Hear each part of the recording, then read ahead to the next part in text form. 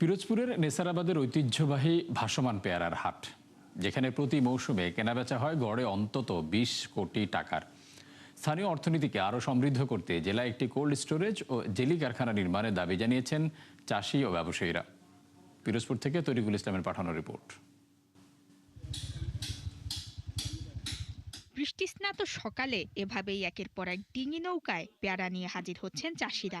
পিরোজপুরের নেসারাবাদের এই হাটে আকার ভেদে প্রতিমন বিক্রি হয় ৬০০ থেকে ৮০০ টাকায়। আকারে বড় ও সুস্বাদু হওয়ায় যার সুনাম ছড়িয়ে পড়েছে ঢাকা, চট্টগ্রাম সহ দেশের বিভিন্ন অঞ্চলে।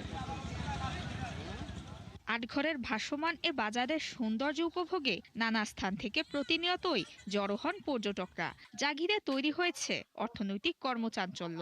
বা এরকমের আসলে দেখা যায় না যে ভাসমান পেয়ারা বাগানটা খুব ভালো লাগে, খুব মজা লাগে এই জায়গাটা আসতে।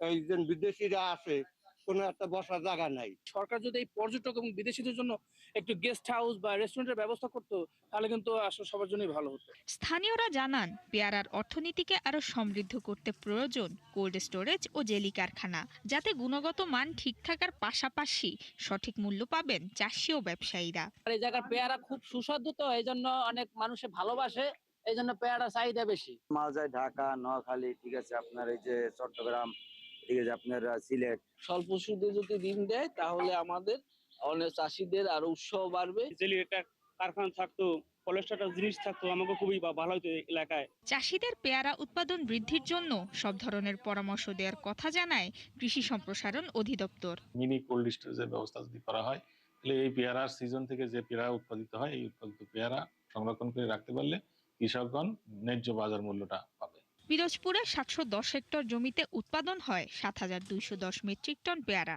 প্রতি মৌসুমে ভাসমান এই হাটে বেচাকেনা হয় অন্তত ২০ কোটি টাকা। নুসরাত মৌমি, ৭১।